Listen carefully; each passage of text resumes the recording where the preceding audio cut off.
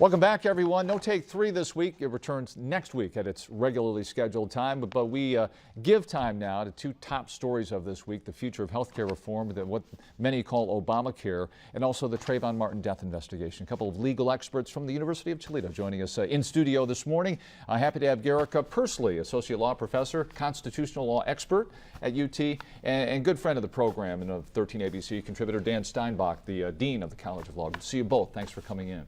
Nice to be here. Let's tackle what happened with the Supreme Court this past week. Of course, we had the oral arguments Monday through Wednesday, and I understand, Garrick, they met obviously in private on Friday. And did they come up with a decision of sorts on Friday? Of sorts, that's right. It's a standard procedure. After oral argument, the justices gather together in a room, to which, of course, no one else is admitted, and they voice their preliminary votes on the case so that they can assign the writing of the opinions, which is a difficult task. It's time-consuming in a complex case like this. It could take the entire time between now and June.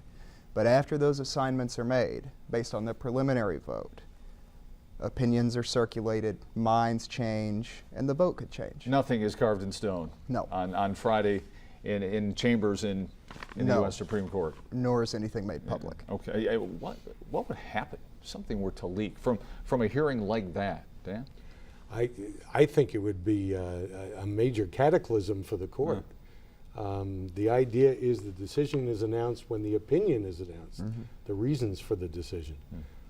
It would be a scandal, and they'd get more secretive, I suspect, than they are. Well, and then that goes to the controversy, Garrick, over cameras in the courtroom. Do we ever anticipate we'll see cameras in the courtroom? I imagine protests one over day. that this week. Yeah, I imagine one day it'll happen, but it may take some changes to the current composition of the court.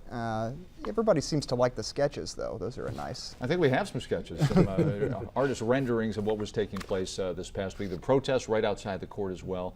How do you see this playing out? It's a 5-4 Republican-appointed bench right now. Is that correct? That's right. There are 5 Republican presidential appointees and 4 Democratic appointees. There are a lot of different ways it could play out. It could come down to an even 5-4 split either way. The key is that, Justice Kennedy historically has been a swing vote on the court. He's voted at times with the what people call the liberal bloc, and he's voted at times with the conservative bloc, and it's not clear that he's got a significant trend one way or the other. He seems to be a true swing vote, and it seemed like at times he was the focus of all the media coverage of the oral argument.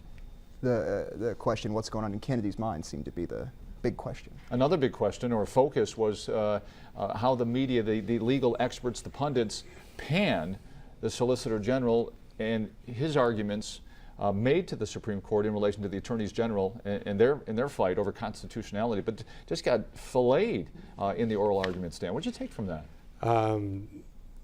I would defer to Garrick on this because Okay. he followed it more closely than I. Okay. What's important to remember is that it's an incredibly complex case. The length of the arguments was almost unprecedented. I think there's been one time when it's been longer.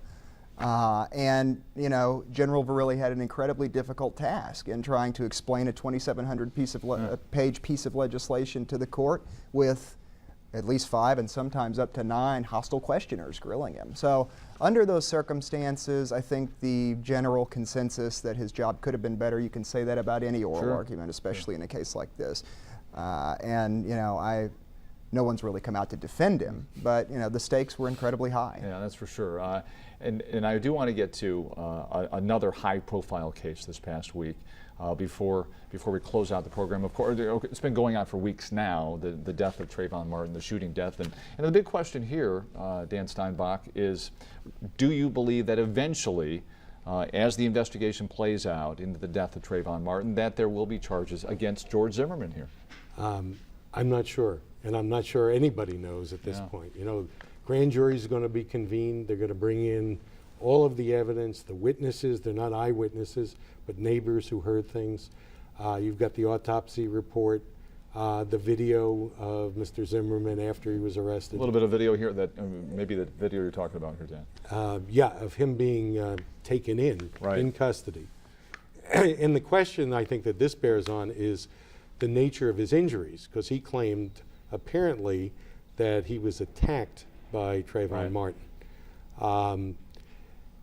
There's probably other evidence we don't know about. The grand jury has to decide whether there's probable cause to believe that this shooting was not in self-defense.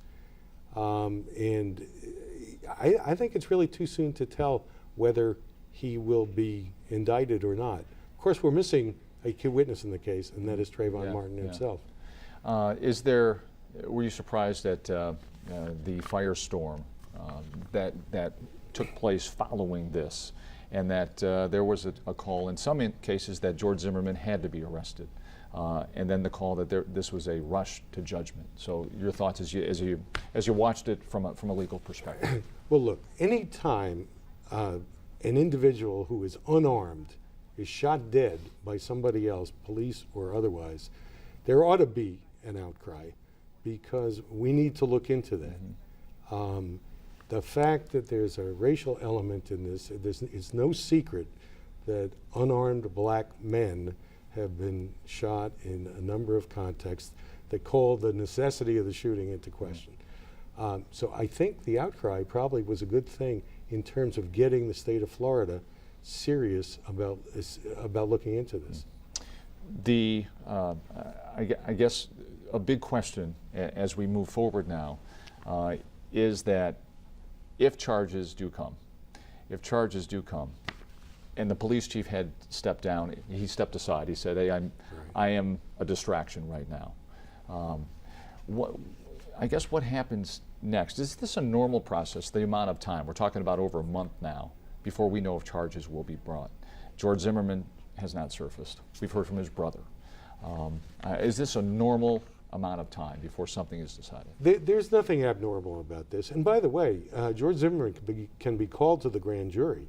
Now, of course, if he chooses, he can take the Fifth Amendment and privilege against self-incrimination and not testify.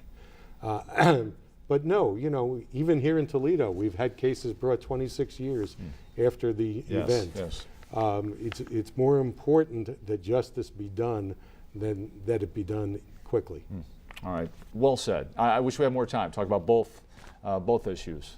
Highly controversial and fascinating. Dan Steinbach and Garrett Persley, thanks very much for joining us this morning on Conklin and Company. Thank you. Make it a great Sunday, everybody. We'll see you next week. Conklin and Company, right here on 13 ABC. Take care.